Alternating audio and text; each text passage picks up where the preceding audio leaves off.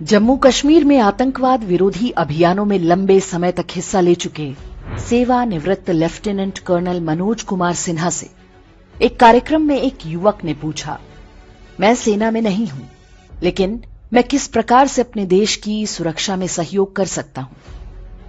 Lieutenant colonel Sinha ने जो उत्तर दिया उसे हर भारतीय को सुनना और समझना चाहिए। सिंपल बता रहा हूं, मैं देसी बताऊंगा। मैं learn to fight. Smitesh Gawali, everybody learn to fight. And you want to help the armed forces in war? I'll tell you now. In 1965, when the war broke, there was a bunch of jokers in UP. When the army was moving out of the cantonment, they dug the road so that they do not reach the borders. Ladies and gentlemen, whenever that happens again, we have enough jokers in our country ready to do that, and they are planning. Are you guys ready to fight them here? Because वो army नहीं लड़ेगी. I'm telling you the battle that you need to fight. Get ready to do that. Get organized and be ready for that, because those jokers are getting organized. And you know what you got to protect? No armed forces and no paramilitary forces can protect. You know what we need to protect? We have about 1.5 lakh kilometers of highways with thousands of bridges in between. We have railway tracks, 1.3 lakh kilometers.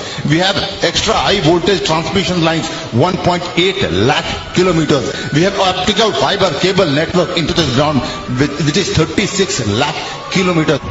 Then all of these can be physically attacked and destroyed at all these places. कोई सेना, कोई paramilitary force नहीं रोक सकती है। ये आपको खड़े होकर रोकना पड़ेगा अगर देश को जरूरत पड़ी।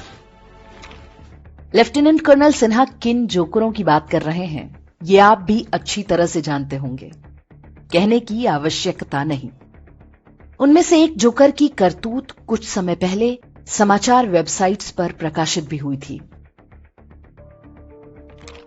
1965 के युद्ध में जब रामपुर आर्मी कैंटोनमेंट से भारतीय सेना की बटालियन निकली तो बाहर उन पर भारी पथराव किया गया।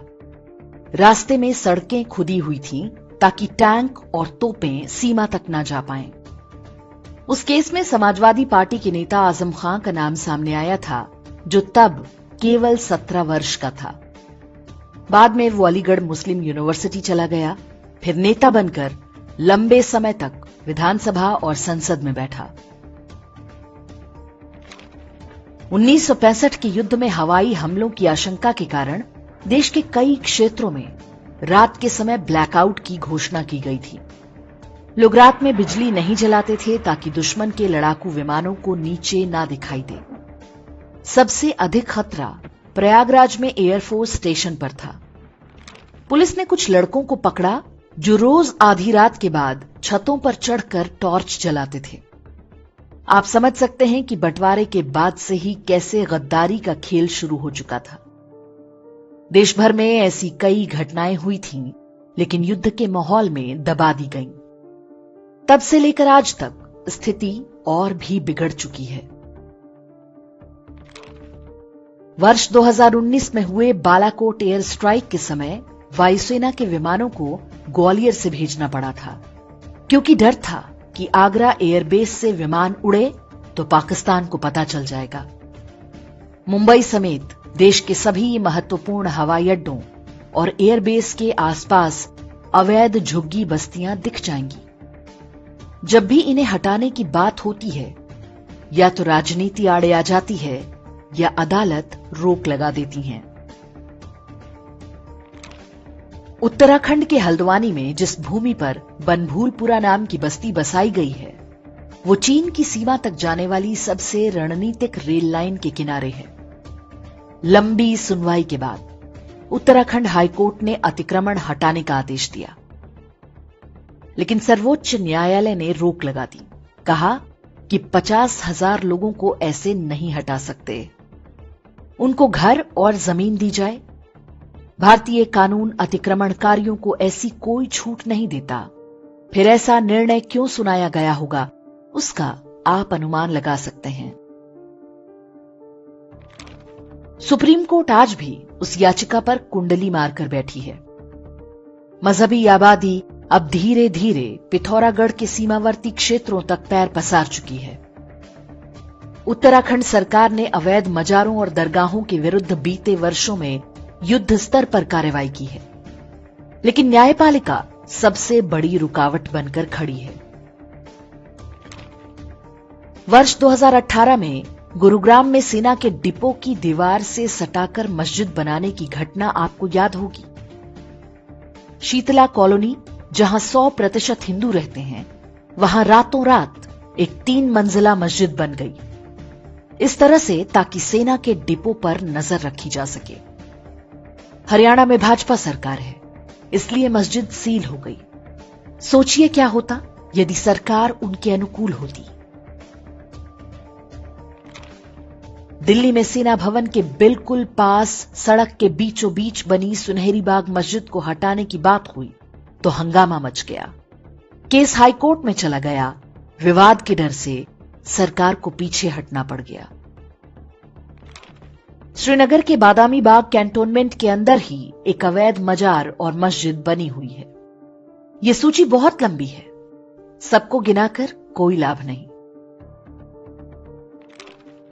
बस ये तथ्य हमें याद रखना चाहिए कि वर्ष 1971 के मार्च में इंदिरा गांधी ने जब पूर्वी पाकिस्तान पर हमले का निर्णय लिया था, तब भारतीय सेना के प्रमुख जनरल सैम मानेकशॉ ने तैयारी के लिए 6 महीने का समय मांगा था।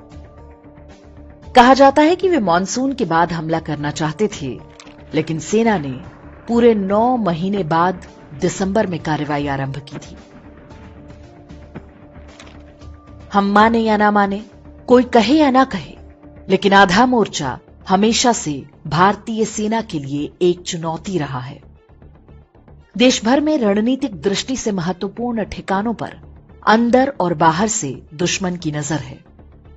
आए दिन हम रेलगाड़ियों को पलटाने के प्रयास देखते रहते हैं। सड़क, पुल, बिजली और इंटरनेट काटना हमेशा उनके टूल किट का हिस्सा रहा है। सरकार और सेना के हाथ सेक्युलरिज्म ने बांध रखे हैं।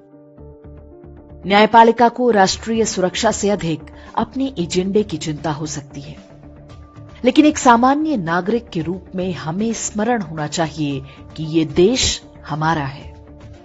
यदि हम अपनी आंखें और कान खुले रखें तो युद्ध हो या शांतिकाल, शत्रुओं के सारे षड्यंत्रों को विफल कर सकते हैं। लेफ्टिनेंट कर्नल मनोज कुमार सिन्हा ने जो कहा, उसमें बहुत गहराई छिपी है। इसे हम समझें और इस पर अमल करें, इसी में हमारा हित है।